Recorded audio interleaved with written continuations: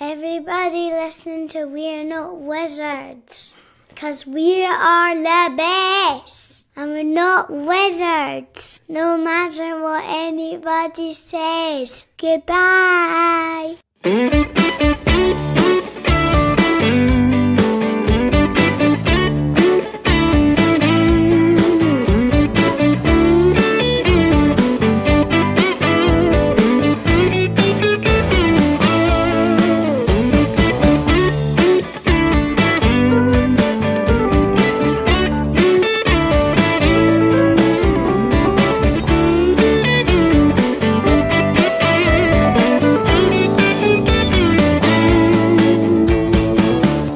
Hello and welcome to another episode of We're Not Wizards. My name's Richard. I'll be your host for 2019.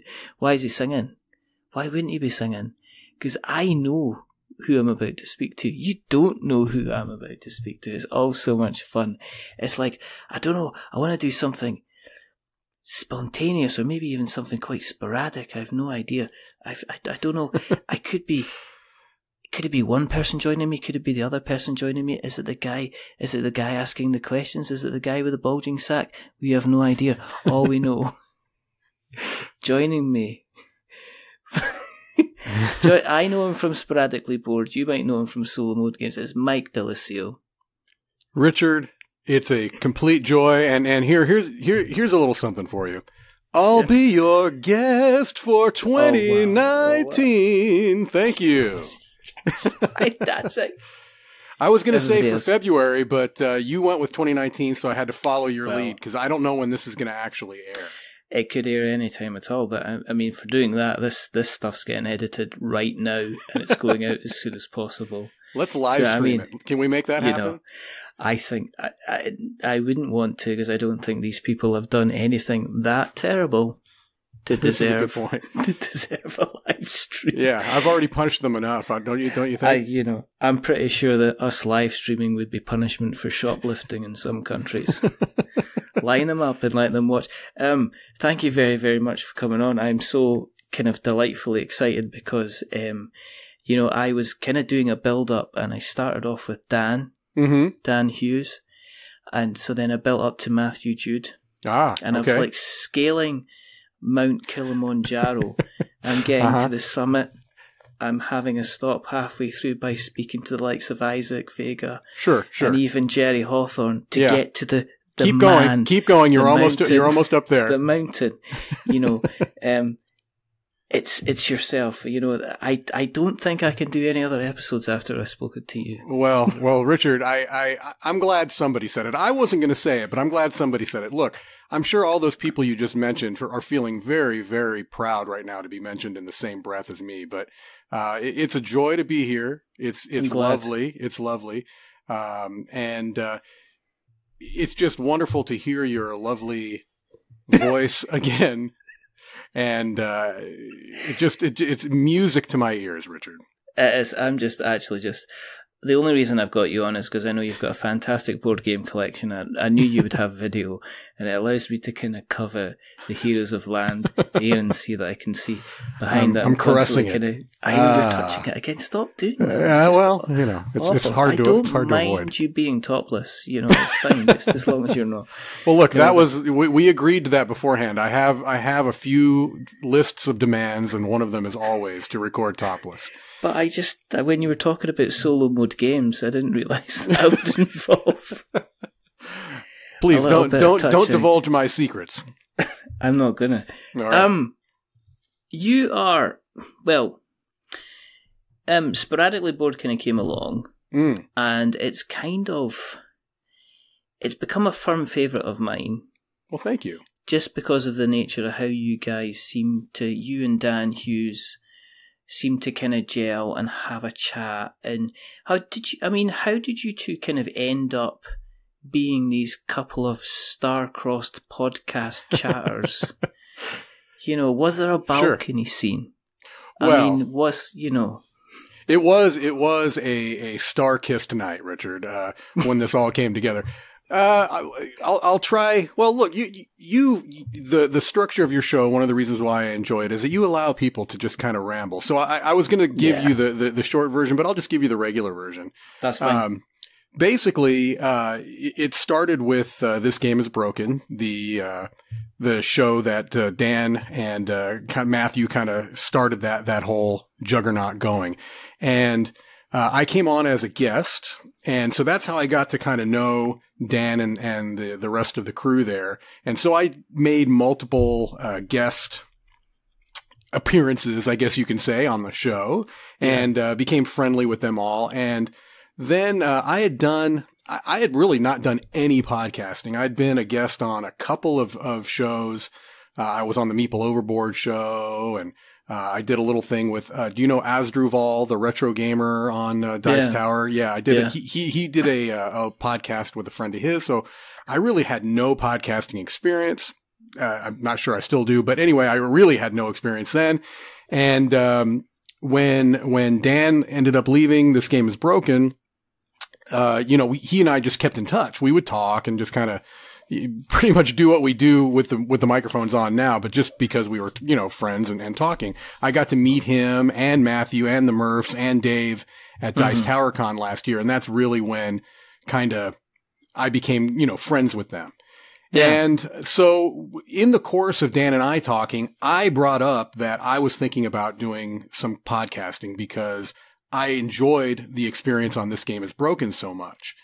And so it was really like everything that has happened with Sporadically Board to the present day. It was really, really organic, really low key, extremely unplanned.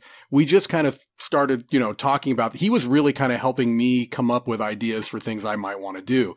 Dan is an ideas guy, as he has said on many occasions. And so, I had this kind of somewhat of a framework of what I wanted to do. And Dan, within 20 seconds, came up with, 5 or 10 different ways to improve that framework. And so what I was originally planning to do was a little bit more involved and needed a lot more planning and things along those lines. And through the course of talking, he and I just thought, man, wouldn't it be nice to just do something kind of on our own terms where we do it when we want to do it. We don't have a tremendous amount of pre-production and, we just like talking to each other. That's really all it's about. And what I think from what I've heard when it is connecting with people, what they tend to like is it just sounds like they're sitting in on a conversation. So that's really what it is. That's where it came from. And as long as we continue to want to do it, we'll just keep doing it like that.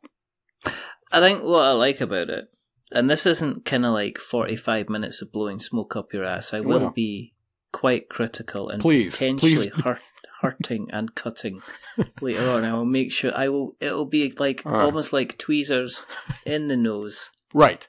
Plucking out the occasional hair, which I'm gonna aim for. Sure. But what I like about it is the fact that the conversation always kind of starts off in a let's not talk about board games. I mean, was that a conscious decision to say, actually, whatever we do, don't mention the boards, don't mention the cardboard? Is that how you kind of started?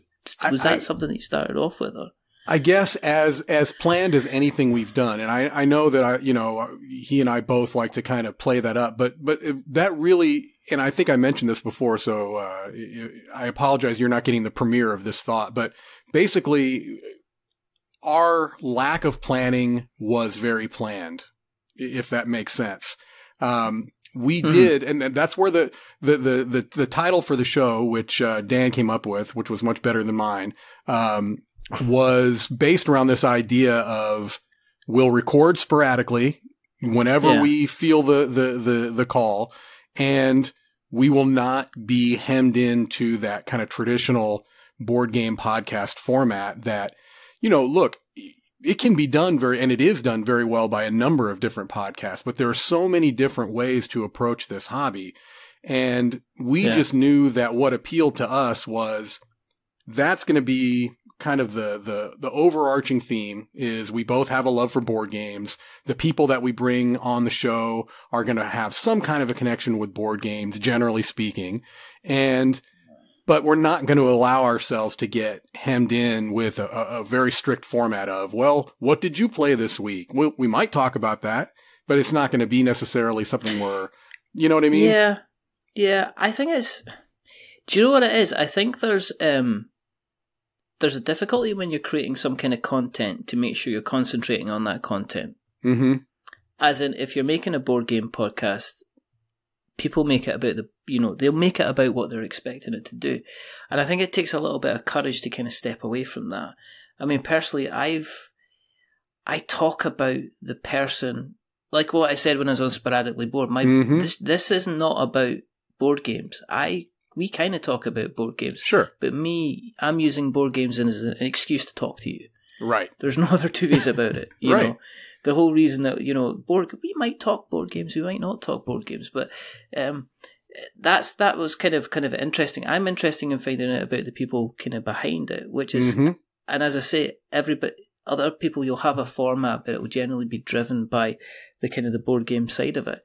In terms of how you got involved in the hobby, has this been something? Are you been involved for years?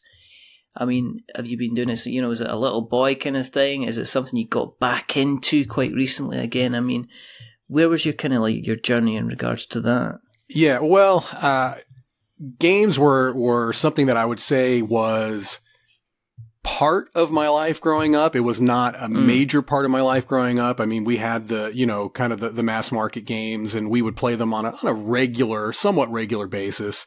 I remember having games that, I hadn't really thought about this memory until I kind of got, and by my own volition, tagged into the solo gamer thing.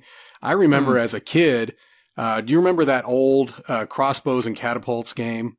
Yeah, it was just a bunch of plastic, right? Yeah. And I remember setting that up on the kitchen of our apartment, on the floor of the kitchen, linoleum, right? And I set up both sides, and I was just shooting back and forth. I was playing by myself. I just wanted to play with the toys. You know what I mean? So I played with those, type of games, kind of mass market games.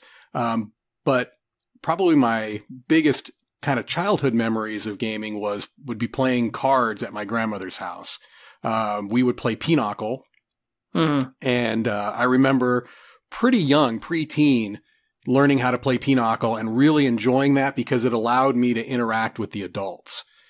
Being able to play it on, I was never going to be the best player at the table, but it wasn't like they had to adjust their play because I was at the table. You know what I mean? I could hold my own. And so that was something early on that gave me a real sense of, accomplishment and maybe being able to handle a game that I knew was, or at least I thought was a little above my ears. So I remember that, playing Racco and games like that with my grandmother. So that was, my earliest. And then video games took over: the Atari 2600, the Commodore 64, ColecoVision and television. I was really more into video games as a teenager, or a tween, whatever they're calling them now. And, then really nothing through, I would say what would be for most people the college years, but was for me more the working years. I went back to college later. Okay. I didn't play a lot of games. I was much more into, listening to music, hanging out with friends, things along those lines. I really was pretty much removed from most gaming. I would video game here and there. And I've got kind of that classic, really almost cliched story now where, I was introduced to Catan with, from a couple that had played it. And so, I played Catan and that changed it. That was everything. Within a few weeks of that, I was at a actual hobby game store. And I think the first game I bought was, Lost Cities. Knizia, the little two-player card game. Yeah. And discovered BGG, Board Game Geek, and it was I'm a very much a collector. I think Dan and I, in some way, although he doesn't like the well, I don't want to speak for Dan, but he has expressed that maybe some of the commercialism aspects of things bother him, right? I mean, that's kind of almost his thing to an extent. Yeah. But I do think that he has mentioned that when he gets interested in something, he goes full out, just like this whole, 3D printer, silliness that was going on. He wanted to know everything about it. I've got something very similar. Like, I used to collect music voraciously, and it wasn't enough for me to collect the music. I would always know, okay, who was the producer of this album? Where was it recorded? Who was the engineer? I always just remembered that stuff. I couldn't remember things that had any actual value to my life, but I can remember that stuff. And so board gaming fed into that same almost obsessive, I don't want to put a negative spin on it, but there is for me a little bit of obsessiveness that plays into this hobby. Where I kind of fixate on it. I'm thinking about it when I'm not playing, and you know what I mean? No, I think it's far easier to get caught up in, and that's in the wave. And we talk about the cult of the new. Yeah. But we also talk about the cult of the classics as well. Absolutely. I mean, it's very,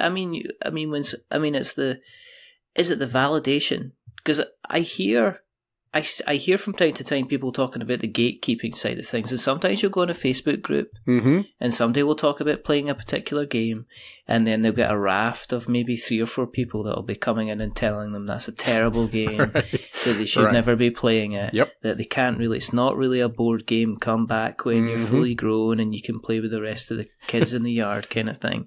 Right. And I think that it's easy to get swept along and realise that there's certain games that you potentially have to have played or got involved in. I've played an electronic version of Catan. I've never played Catan. You're still a gamer, Richard. I don't care. It doesn't matter.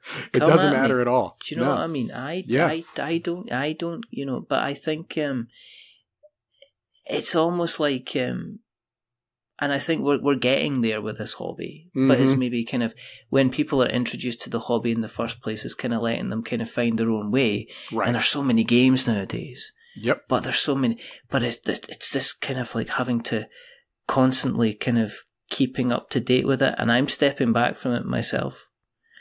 In what sense? In the kind of not chasing after every single thing that is kind of coming out. I mean, I joke with Elizabeth on the show that I didn't have a copy of Wingspan. Right. And she was like, well, how dare you kind of talk to me without playing? Sure. I mean, it was a joke. I mean, she was a fantastic guest, and we had a whale of a time kind of speaking to each other.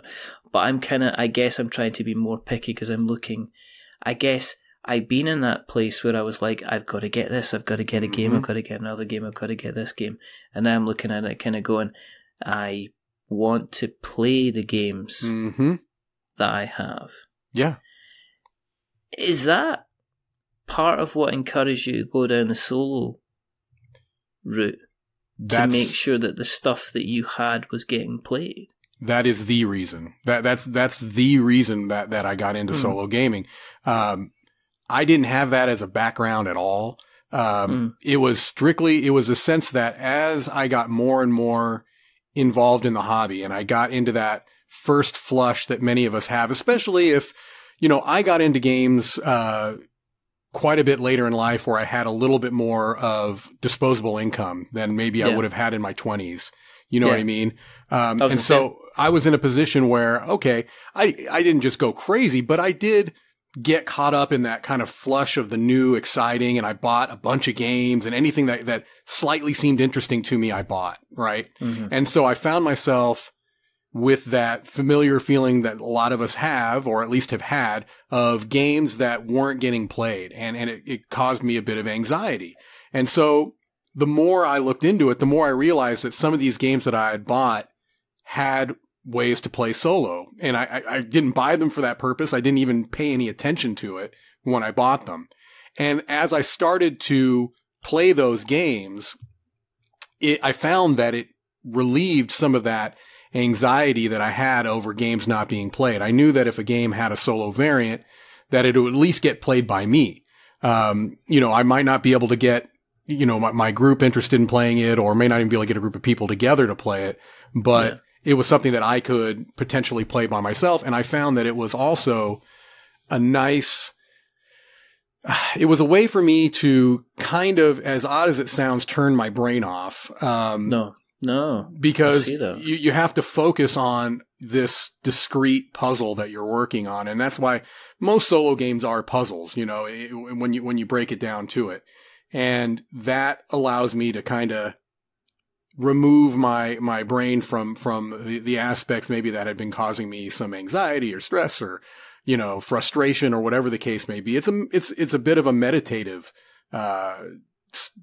space for me when I'm solo gaming. Yeah, it's something you can take. It's entirely at your own pace as well. Mm-hmm. That's another there's a difference with, because I hear people talk, well, why don't you just put a video game on? And it's kind of like, well, because I'm still not in control of the sense of urgency for the game. Mm-hmm. I can't, it's very difficult for me to say, right, okay, I'm just going to get myself a quick cup of coffee, or I'm going to have a biscuit, or I'm going to nip to the toilet or something like that. Right. Or, you know, video games are still very, this is here and now, it's bright and flashy and stuff like that. I can sit down in front of a game, be playing it solo, and I can take an hour on that bad boy, or if I want to make it last the entire evening, I can just sit there safe in the knowledge that I can kind of pack it away at any time. I can leave it as it is at any time. And you're right, you can sit there and just, it's not, you're concentrating on something simplistic that you're in control of as well, and you can just let yourself kind of drift. Absolutely. Is there any games that surprised you in terms of the solo mode versus the kind of the multiplayer mode, that you've enjoyed the solo mode an awful lot more than when you played with a group? Oh, okay. That's a different direction that I thought the question was going to go. A game that I enjoyed solo more, you know what, there are, and the answer is yes, there are some games that I have actually liked better solo than when I was playing with other players.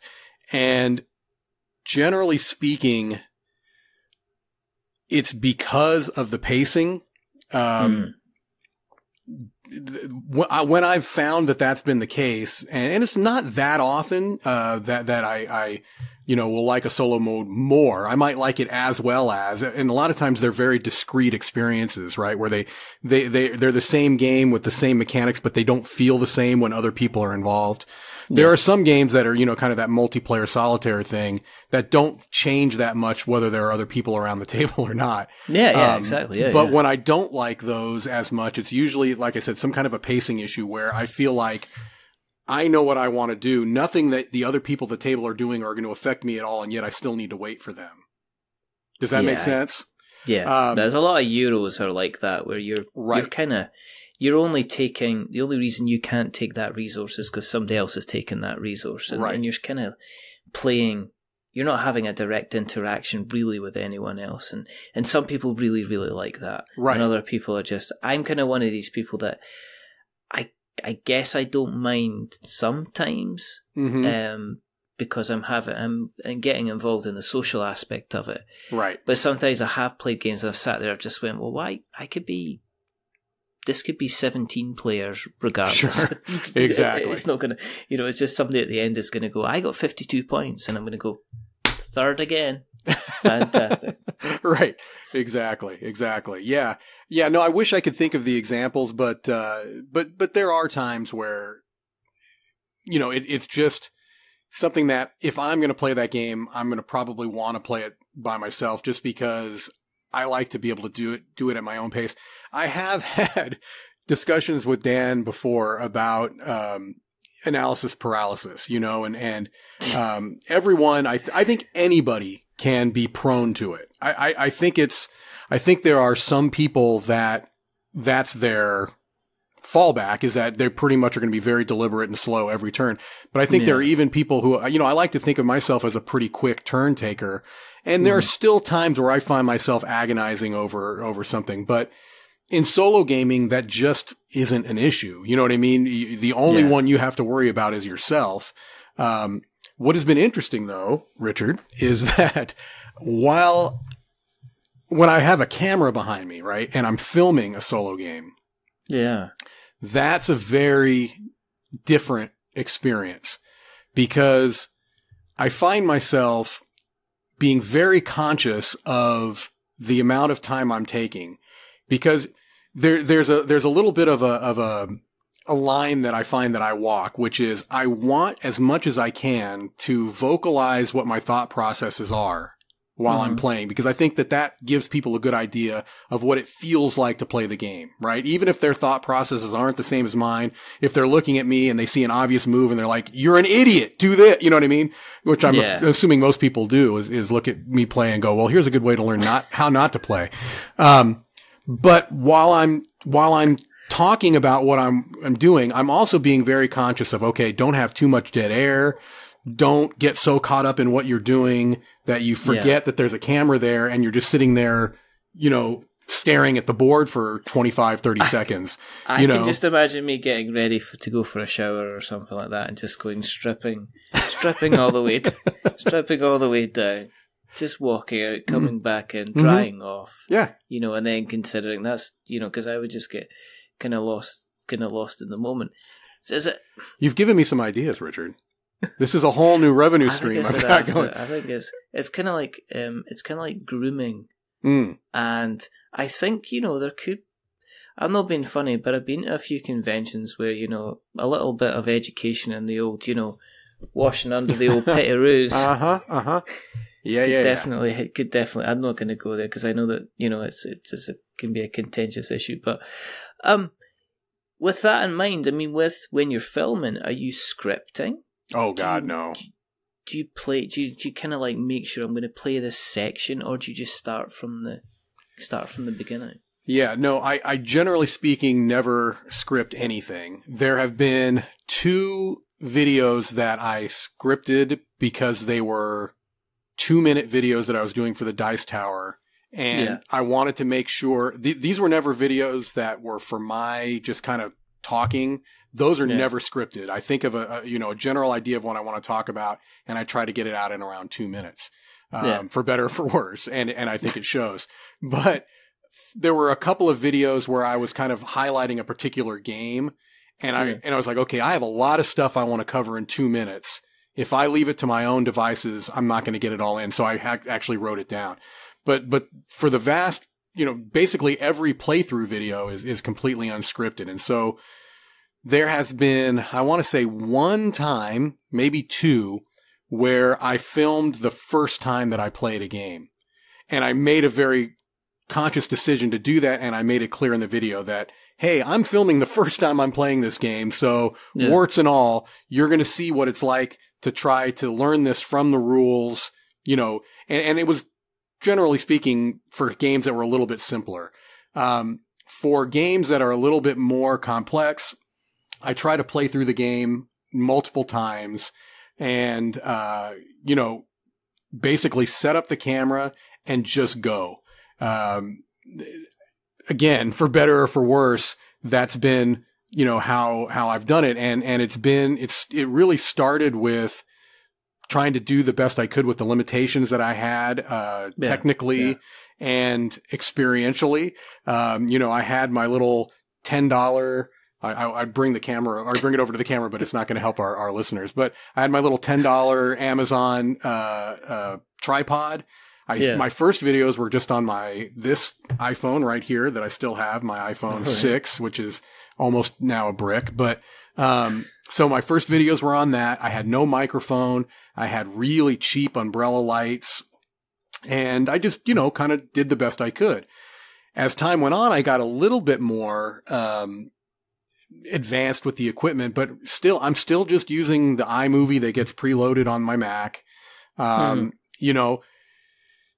This is a difficult thing for me, Richard, in that I struggle with myself. Part of me is like, I want to take this as a pride, badge of honor, as, hey, I've got this DIY ethic.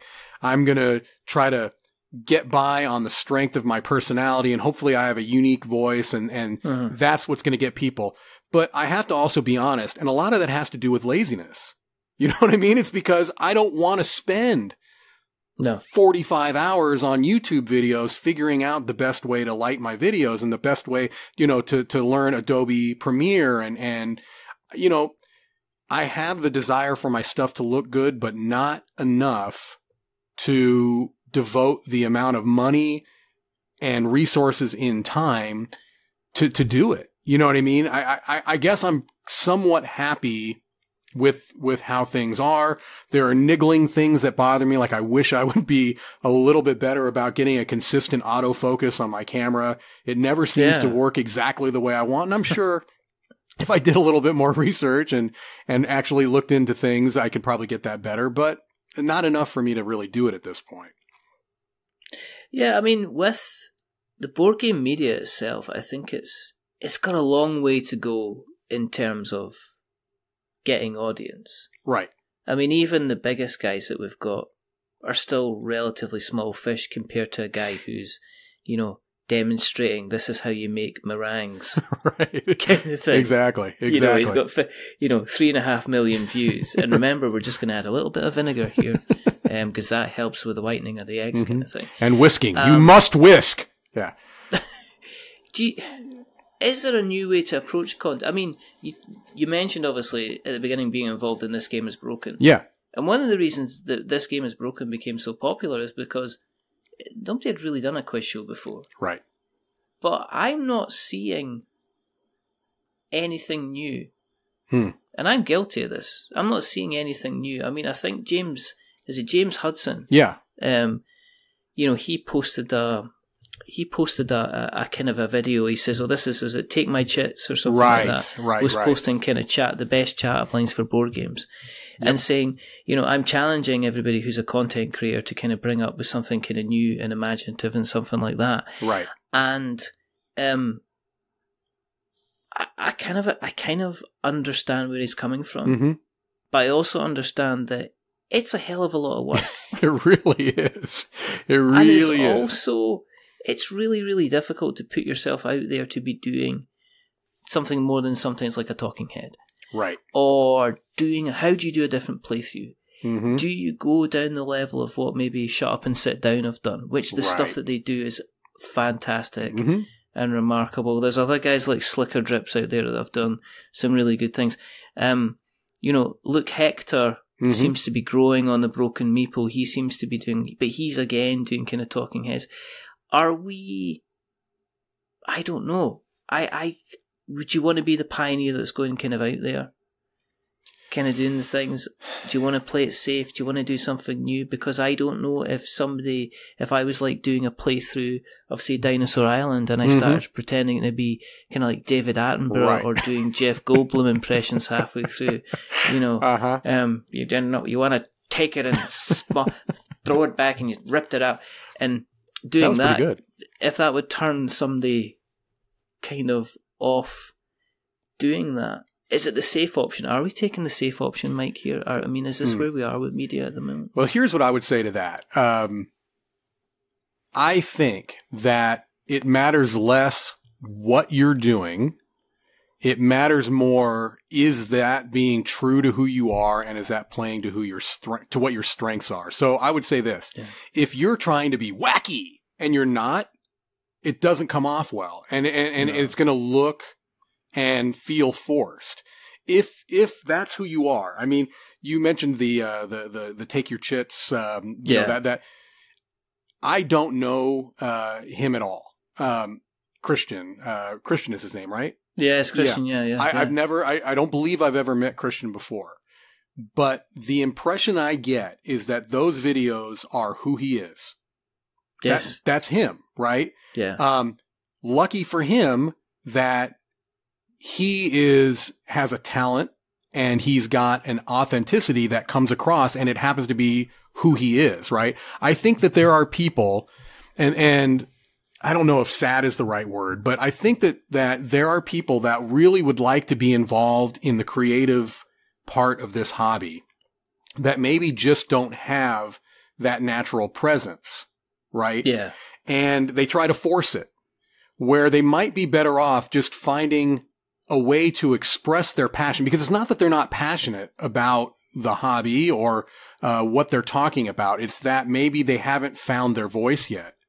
And so they're trying to do something outside of the box just for the sake of it being outside of the box, or a very look at me now type of a thing. Yeah, no, I get it totally. They want to be the guy. Yeah, they want to be the guy in the middle of the party, dancing on the table, two dancing queen, shirt above the head, swirling in a tornado, when actually they're probably better suited to be the guy in the kitchen who's making a cocktail that is about to put the dog in a coma, kind of thing. If he's a great cocktail maker, go with that. Yeah, exactly. Exactly. And I think it's kind of playing to the skills as well. As I say, we're still kind of evolving, and I see what you mean.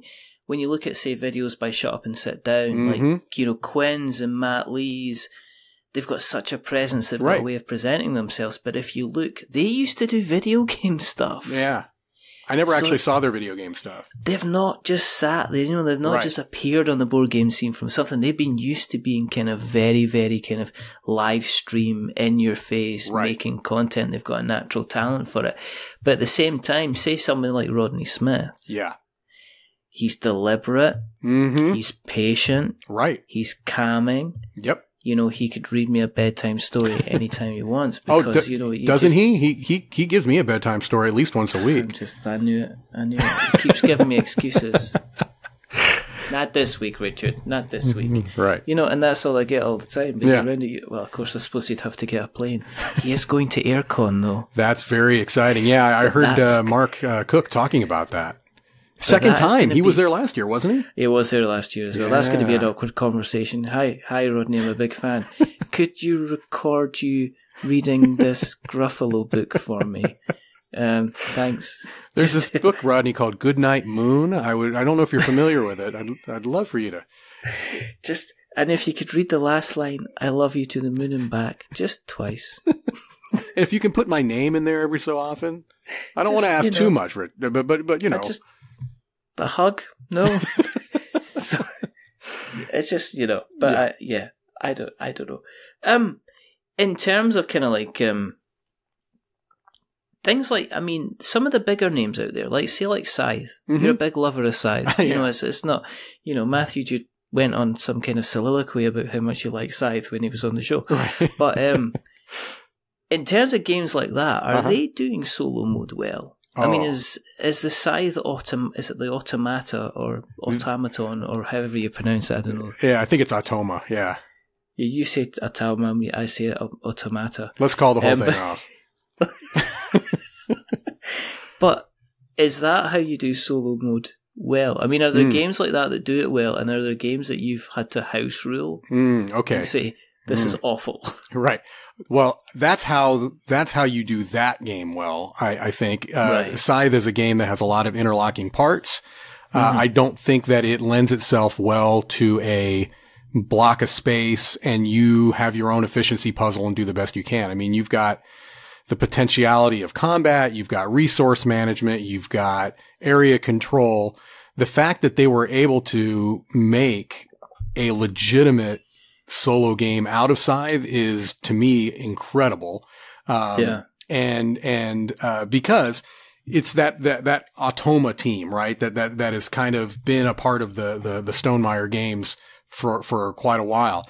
The Automa that you see in Viticulture, right, is very different from the Automa you see in Scythe, although they were designed by the same team. Morton Monrad Peterson is the kind of the main guy, and he has other people that work on that team too. The Automa for Viticulture is basically what I mentioned before, which is that at the beginning of every round, you flip over a card and it's going to tell you where to place AI workers to block spots. That's really all it's doing, is blocking spots. It starts at 20 points. It's going to end at 20 points. Your goal is, by the end of those rounds, however many rounds it is, have more points than the Automa. Deal with the tactical puzzle of, oh shoot, they're blocking the spot that I wanted. How do I work around that? That works in a worker placement game like Viticulture, and it works quite well, actually. It's a nice little puzzle. But in Scythe, there's so much going on, right? Or in a game like, why can't I think of the name of Anachrony, which was done by a different designer, David, and I'm not going to try to pronounce his last name because it's Turtsey. Is it pronounced Turtsey? Okay, good. I thought I would destroy it. Yeah. He's a phenomenal. No, I wrote it down. I wrote it down because I spoke to him before, and I was like, it's imprisoned in my head. Yeah, he's a phenomenal, not only game designer but solo variant designer, because he'll design solo modes for games he didn't design as well. But for those types of games, you need to have more than block a spot, right? So it depends. It depends on the type of game. Some games you need to have a little bit more, as a player, as a solo player, you have to be responsible for more management and administration of the bot. And sometimes it's more trouble than it's worth, quite honestly. If the game is a simple game and I'm spending more time trying to figure out how to make the bot do its turn than I am on my turns, that's a problem, right? Yeah. But there are some games that demand that level of and as long as I'm still getting enough out of my turn, then I'll do it. Now, I will say that I am not a big house ruler. If I feel like if a game needs to be house ruled, then I'm probably just out at that point. Yeah. There's too many other games to play that are well enough designed that I don't have to try to play junior designer myself. You know what I mean? Luckily I haven't had too many of those. I mean, the other thing is that you've got kind of this little, I don't know if you'd call it a controversy, but it's certainly a topic of note in the solo gaming community of, is there any value for high score variance in solo games where you're not trying to beat an opponent, an automated opponent, but you're just strictly trying to reach a high score plateau, maybe trying to beat your high score. And a lot of the Uwe Rosenberg games do this. And for me, depending on the game, I'm fine with that. I'd prefer to have, a definitive win-loss condition, but especially in a puzzle game, I don't mind having, now what has been cool is that over the years, even those high score variants, they've found ways to make them a little bit more satisfying. Maybe they'll have objectives that you're trying to obtain as well. Like Dinosaur Island is an example of this. There's no opponent you're fighting against, but you've got 10 objective cards and you're trying to complete as many of those as you can. That's cool. Yeah. You know what I mean? That's a way to give the player a little bit more feeling of agency. So that's another I've been really long-winded, Richard. What's the matter with me? This is what I do. Yeah. You're letting me. I come across as chatty, but I just go, okay, I'm going to lead him down this path. Yeah. And then I'm going to lead him over here. Yeah. And then I'm going to subconsciously drop this phrase into here and see how he kind of runs with it. Have you been tempted to look at solo modes yourself? Have you put together a solo mode for a particular game, or is there a solo mode that you would love to have for a particular game? I have been tempted. The closest I've come was there's a game called Sentient that is Renegade Games.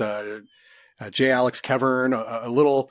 It's a little kind of like math puzzle game almost, where it's the theme is these AI sentient robots, right? Yeah. But it's really just arithmetic. You're trying to do dice. Have you played it? No. It's actually much more interesting than I'm making it sound. It's a dice placement game where you draft dice and you're trying to place them on these cards in a particular pattern to gain the most points. And there was somebody that mentioned on Board Game Geek asking, hey, is there a solo mode for this? And the designer came on, and I want to say the designer came on or somebody else came on and said, no, I had an idea of something like this.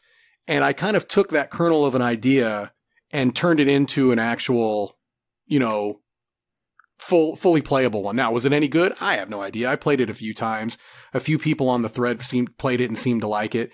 It certainly didn't, take off and lead to anything at all. Nor was I trying to have it do that. But that's the closest I've come. Sure, there are games that I wish had solo modes, I suppose, but most times if I'm honest with myself, they probably wouldn't work out well. There's probably a reason why they don't have one, but there are other games that I think, I bet they could have made a good solo variant out of this. I'm not going to, but I bet somebody could have, I'm trying to think of specifics.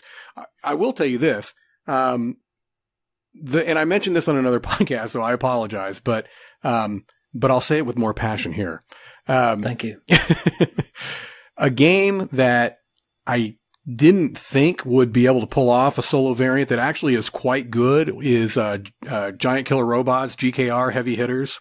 Yes. Which is a pure skirmish, in your face, robot versus robot. And I thought, how on the earth are you going to be able to make a solo variant out of this? And it's actually good. I mean, and I know this because I played that first, and then I played a multiplayer game. And while the multiplayer game was clearly better, it wasn't that much better. I mean, I was like, man, this really pulled off this feeling of fighting this other robot. It was great. So every so often I get surprised. I played it on Friday. And, is that right? Yeah. I think because there was a guy at the club, and this has been going on for like 6 months. Mm-hmm. And I brought it in one week, and he says, "Oh, we've got to play it." And then it was that usual thing about it's like flipping Pluto orbiting the sun. Uh-huh. You know, your Pab Saturn, we're passing each other eventually, like once every 600 days or something. And we got sat down on Friday and actually played it. And it's one of these games that the base game, if you played 2 rounds, you'd go, okay, right, I get it. You start getting these faction cards which are messing with people's abilities and stuff like that. And it just goes completely tactical. It gets absolutely beautiful and wonderful. It's like you're going there as well. It's like this thing where you play a card and you're saying, right, no, sorry, you're stalling, you can't do anything, or I'm going to jump out and then I'm going to jump back in again. Yep. Or you can't play any of these moves, or you can't use this, and it just turns it. And I was like, and it again makes me think, have I got too many games that I should maybe be cutting back what I have and playing what I have more? Right. Because it is like me buying a video game and playing the first 5 hours of that video game. Yeah. And not even getting past into learning that, I was surprised myself. This is one of the Assassin's Creed games, Syndicate or something. Mm-hmm. I figured I'd put like 200 hours into it. I was looking at like a board game, like say, Ethan Root. Yeah. And it's maybe 15, 20 hours. Mm-hmm. And that's one of my favourite. That's one of my, definitely one of my favourites. Ashes is more, but I couldn't say I've maybe even put as much as maybe 30 hours into that game. It's the same. Right. It's the same. Yeah, but yeah, Giant Killer Robots was an awful lot of fun, and I'm interested to see what they do with District 9, because they've got District 9 coming out. They do. Next month. I know. I'm really interested to see. I got a little bit of a sneak peek at it at somebody's house here locally that had a copy of the pre-production. But I just got a really quick glimpse. I resisted temptation to start playing with it, but it looked pretty good. It did look pretty good. I was really surprised by the quality of GKR. It's amazing. When it arrived. It's it's one of these. It's in my pile with Mechs vs. Minions and Catacombs. As Mice and Mystics, right? And it's one in Root itself. Right. Is one of these special magical games that kind of looks on its kind of visuals. Yep. Do you get sent, or do you get contacted at all by companies who are looking to get their solo versions of their games played? Not a lot. I a little bit, and I think part of the reason is that I'm not aggressive about that at all. I don't very actively court publishers. The closest I came really was last year. I kind of made a concerted effort because I was working Origins and Gen Con. I was working full time with the Dice Tower, and I kind of made a concerted effort to spend some time at those cons, going out kind of with my solo mode / Dice Tower hat on. This was before I was doing the podcast, and talk to publishers. And I did. And so last year I did bring home some, versions of games from publishers, some review copies, so to speak. Part of the issue is that I don't really review games, right? I do playthroughs more than anything else. On Dice Tower, sometimes I'll do what might be a mini review, I guess would be as close as you'd get. By far the most critical I'll get, and I don't mean critical as far as saying something bad, but talking about the pros and cons is going to be on podcasting, honestly. Yeah. I talk about games in a critical light in podcasting much more than I do on video, but I don't get a lot. Now, I will say that I've developed a relationship with Shem Phillips of Garfield Games, who I absolutely adore.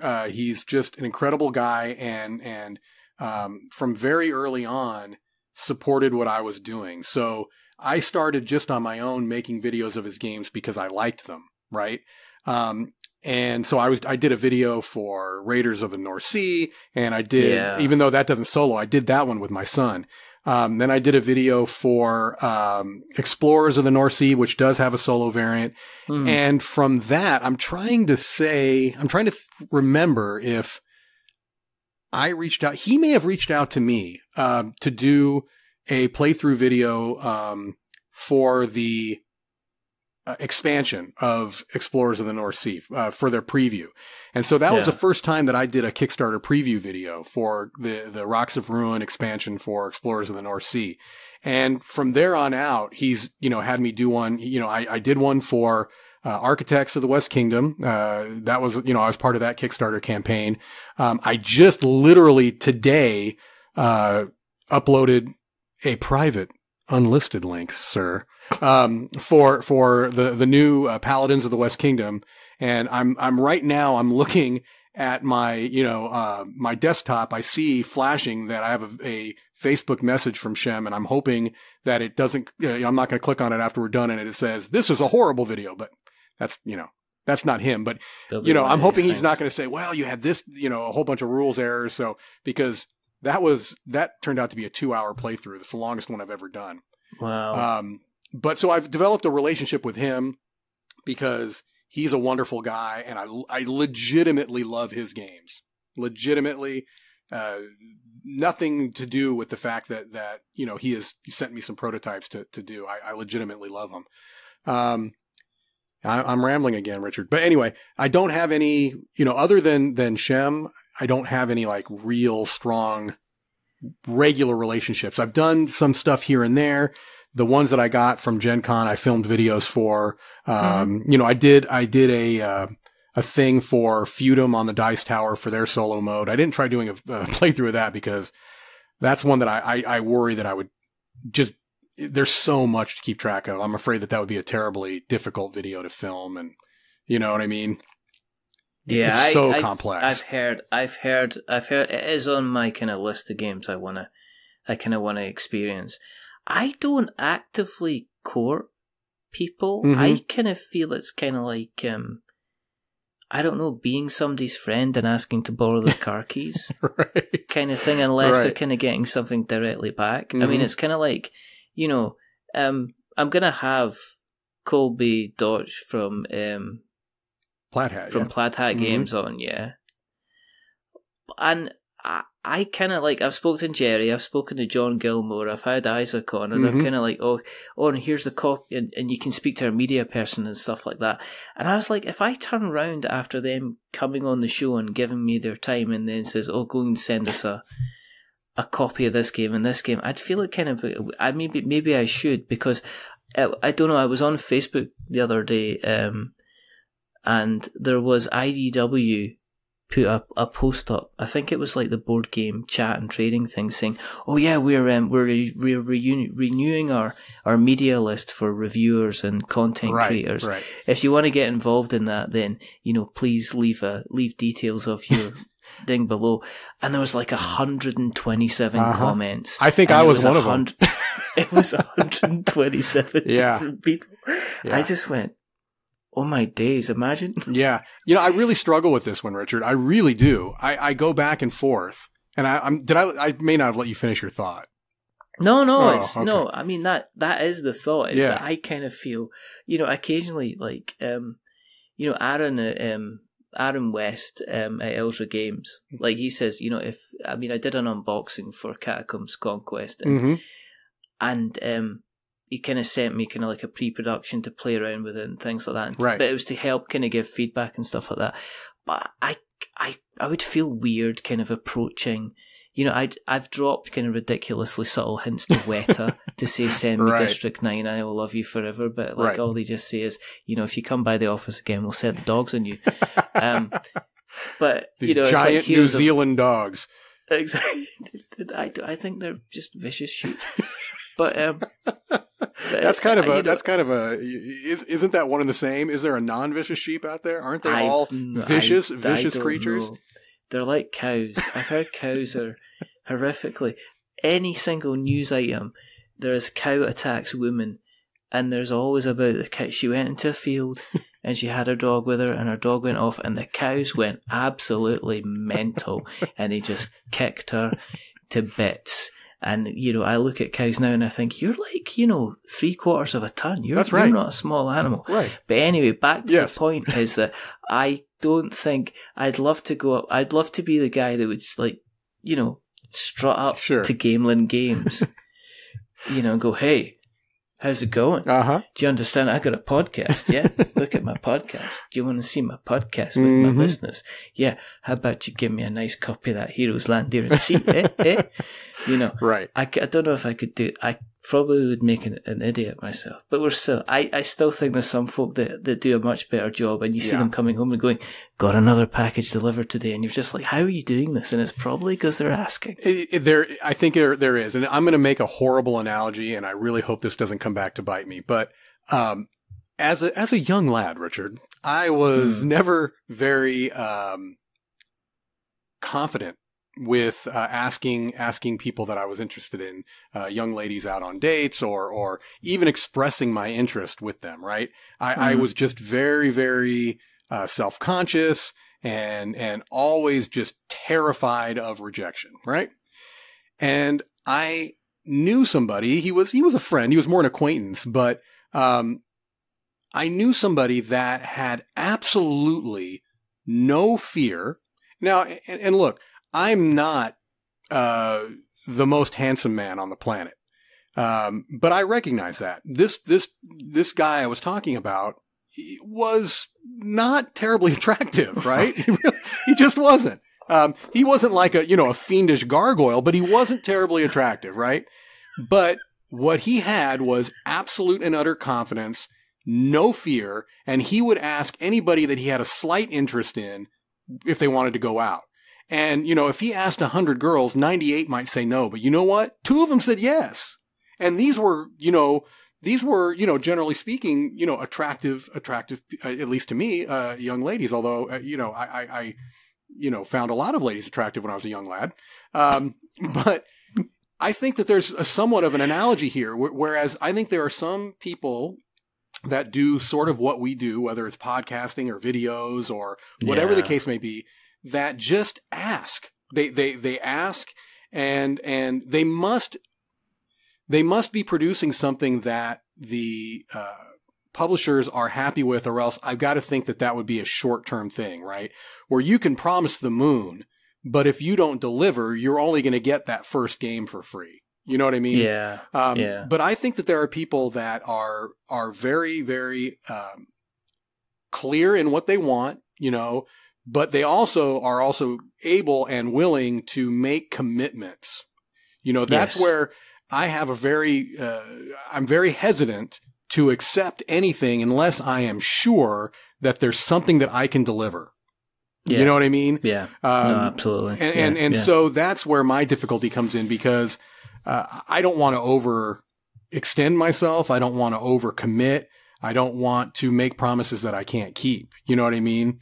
And so generally speaking, almost everything I film are things that I buy myself.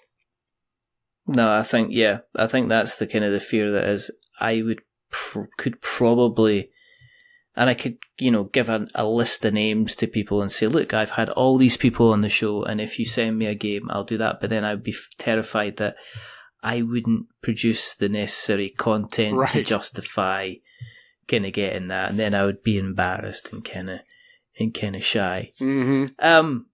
You have a nice collection I can see behind you. Okay. Yes. And as is our normal tradition, we have to, which I'd like to claim that I did this before Ben Maddox did with his 5 games for Doomsday. But if Dan contacted you, how he ever contacts you and went, Mike, You never guess what? Asmodee's been in contact.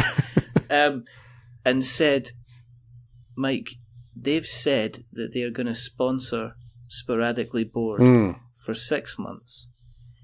And as part payment, they're going to let us both have any 3 board games. Oh my gosh. That we would like. Now, it's the Asmodee Vault, so it can be anything at all.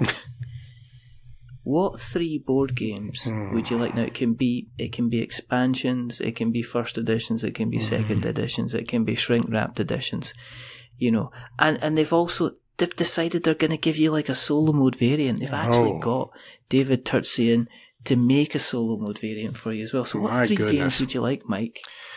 This is God, you know, and I knew you did this, and yet I still absolutely did not prepare.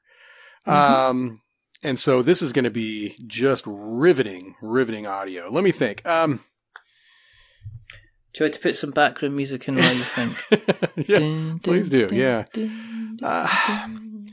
You know, one of the things I've seen, now this is not an Asmodee title, but I think that you're just using this as a nice framework to build this. Asmodee. You know, if I'm trying to reach out to get sponsorship, I might as well go for Asmodee. You know, venture capitalists, couple of billion behind them. You know, this what I mean? Right. They could throw 50 grand my way, and it was, you know, they were just making it up in interest within a minute. So there's no loss there. Yep. You know? Yep. I would love to get the Rainier Knizia version of modern art that's in the little stamps. It's a little Japanese. I don't know if it's Oink. It might be an Oink game. It's this really rare version of modern art that is based off of little postage stamps. And I want to say that thing is selling for like $500, $600, something ridiculous like that. It's very, very, very rare. I know a lot of people probably say the black box edition of Glory to Rome, but I played it and I thought it was okay. I didn't play the black box edition, but I played a regular edition, the Cambridge, and I thought it was all right. So I'm not quite that enamored with it. You know, gosh, mine are going to be boring because they're going to be ones that you can kind of get. I really would like the Super Meeple edition of Java and it's Cusco now, and those Mass Trilogy games. I've got the Super Meeple edition of Mexica, but I'd like the other 2, Tikal and what they've redone Java 2, which is Cusco. So I'd like those. God, these are horrible. There are other ones I just am not prepared, Richard. I'm woefully unprepared. That's you step in my house. This is what happens. You know what I mean? I'm still, I'm actually a little bit disoriented from this whole cow discussion too. I think that's got me a little bit off my game, but that's all right. You just have to watch. I mean, there's no videos out there, but there's definitely anecdotal evidence of cows attacking people, and it's one of the scariest things I ever read everywhere. Just to know they're quite intelligent. Are there a lot of cows in Scotland? I've got one downstairs. Is that right? In the garage. That's fantastic. We get fresh milk every morning. Wow. Now Dan's got chickens. We keep herds of sheep and cattle. Wow. They just wander outside.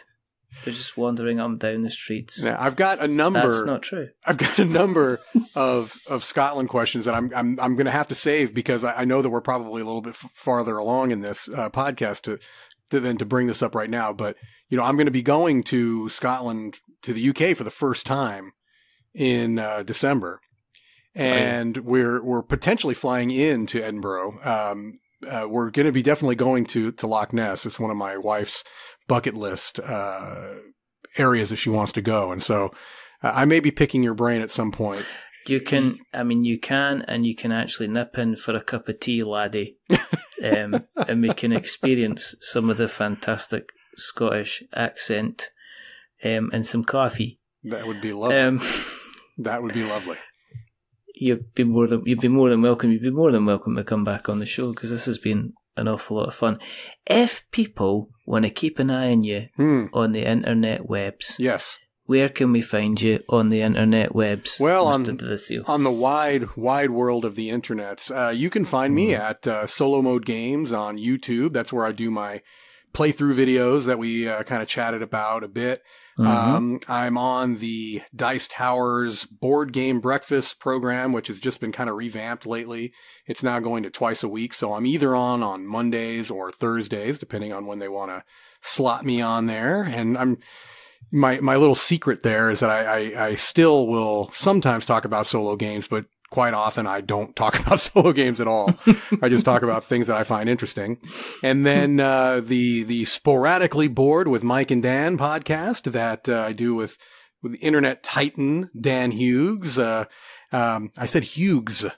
I really went hard on the G that time. I don't normally do that. That was quite hard. He's almost like the OG. He is the OG. He's so hard, G. He's the OG. Yeah. He's the OG. He'll not be happy that you've mispronounced his name. He will You're not never ever going to hear the end of this. I lingered on the G. I really did. I floated around the G for much longer than normal. I might edit out and then just re-voiceover saying, Mike just totally fucked up your name, Dan. He'll believe you.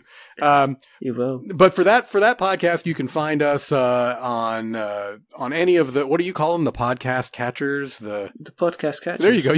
I think you can find us on all of those. I don't know what the hell a podcast catcher is, but I'm going to assume you can find us on them. We're on Twitter and Facebook, the whole thing. Sporadically Board. And then is it sporadicallyboard.libsyn.com or something like that is the hostage get it there. place. You can also, speaking of Dice Tower, we're now a proud member of the Dice Tower network, so you can find us on the Dice Tower homepage, has their little podcast list, so you can find us there. I asked Tom if I could get on the Dice. I asked Tom if we could get on the Dice Tower, and he went, right, okay. Did you actually ask about that? No. Oh, okay. No, I wouldn't. I don't know. You don't want some kind of strange Scottish guy on the Dice Tower. I mean, Game Pit's on there. They're not Scottish, but I think that they share a certain sensibility. I think you share a certain sensibility with. I like to think that our podcasts are kind of kindred spirits in a way. Although you're much more involved in actual proper discussions with people in the board game industry, whereas we just kind of talk with people we want to talk to. But that's what you do too, though. Yeah, so, I just talk to people I want to talk to. Yeah. It's great fun. And nobody's caught me yet and told me I need to stop. No, I think you're doing a splendid job for what it's worth, for what my opinion is worth, which is absolutely zero.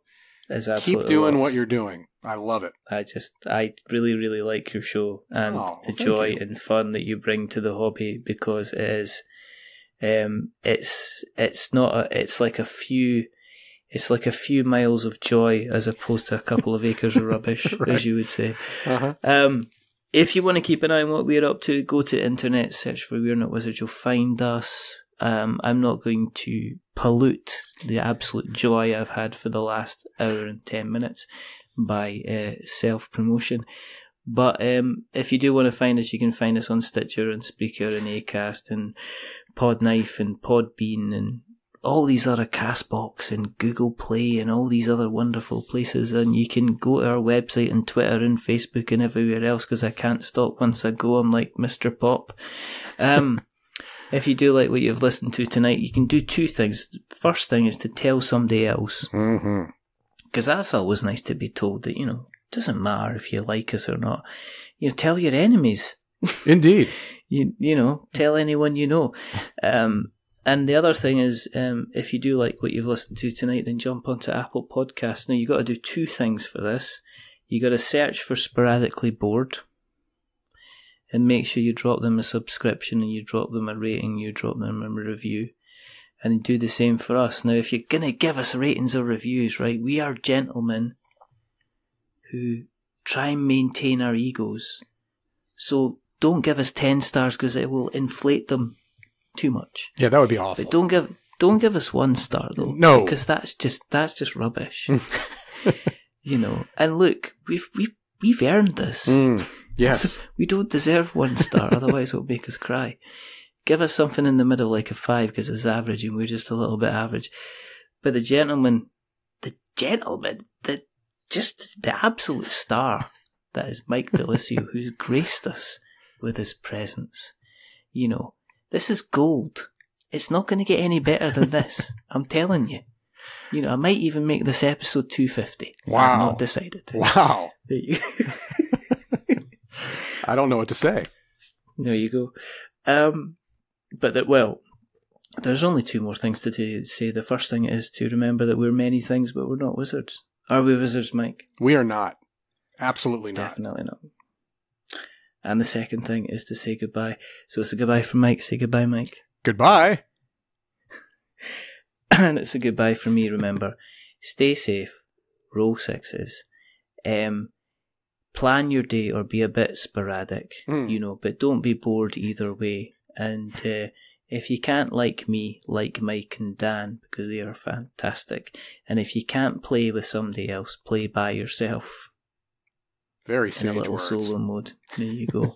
But until the next time, goodbye.